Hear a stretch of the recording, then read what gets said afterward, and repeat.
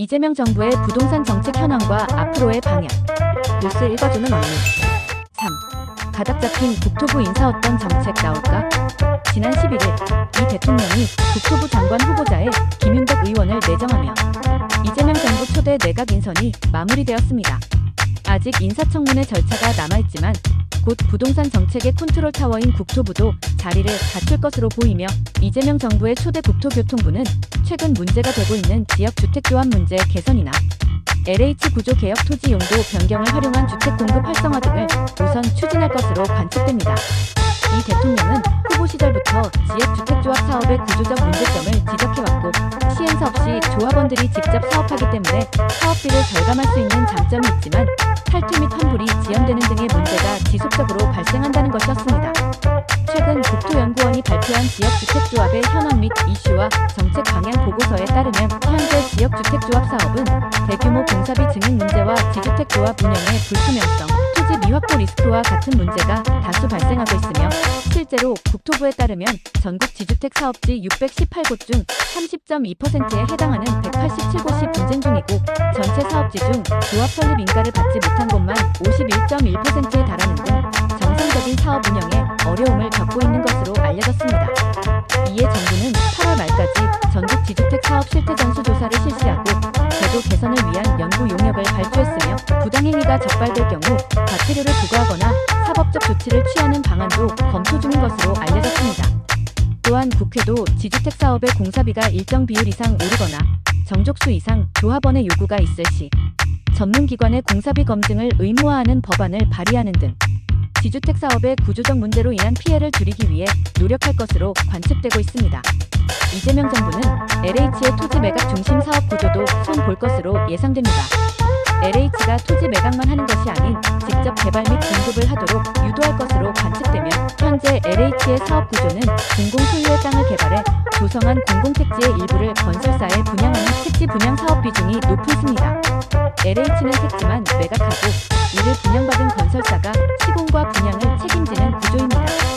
이 공공택지는 최고가 입찰을 한 건설사에게 낙찰되기 때문에 입지 좋은 택지의 낙찰가는 더욱 올라갈 수밖에 없고 자연히 분양가도 올라가게 됩니다. 또한 영리기업인 민간에서 공급과 분양을 주도하는 것이다 보니 집값 안정의 효과를 보기 어렵다는 한계가 존재해왔죠. 이 대통령은 지난 20대 대선 후보 시절부터 LH의 택지 분양 중심의 사업 운영에 문제를 제기하며 LH가 직접 건물을 짓고 민간에 도급을 주는 형식으로의 사업 구조 개편을 주장해왔습니다. 초대 국토부 장관에 김윤덕 의원을 내정하며 LH 사업 구조의 판을 바꿀 수 있는 큰 규모의 개혁을 해달라는 주문을 남긴 것으로 알려졌으며 이에 업계는 토지는 LH가 보유하고 직접 임대하는 공영개발 형태의 사업 모델이 본격화될 것이라 예상하고 있습니다. 다만 LH 사업 구조 개혁이 단시간에 이루어지긴 어려울 것이란 우려도 적지 않습니다. LH는 공공임대주택 공급 및 운영에 따른 적자를 수도권 택지 매각으로 보전해왔는데 현재 LH의 부채가 160조 원을 웃도는 상황이기에 토지장기 보유 및 공영개발을 할 여력이 부족하다는 평가가 지배적입니다. 이외에도 정부는 용도 변경과 유휴부지 활용 가능한 방안을 총동원해 공급 확대책을 펼 것으로 예상됩니다. 이 대통령은 후보 시절부터 공급 확대를 통한 부동산 시장 안정을 약속해왔습니다. 정부는 이 중에서도 특히 용도 변경과 유휴부지 활용을 통한 공급에 초점을 맞출 것으로 보입니다. 2026년 서울의 입주 물량은 24,000호로 올해 47,000호 대비 절반 가까이 줄어들며 입주 절벽에 들어섰습니다. 재건축 재개발 사업의 경우 착공부터 준공까지 5년에서 10년이 소요돼 당장의 공급 대란을 해소할 수 없기에 지난 정부가 풀어놓은 그린벨트 지역을 활용하거나 공공이 소유한 유휴부지를 주거 업무시설로 고밀 복합 개발하는 방식을 적극 활용할 것으로 예상됩니다.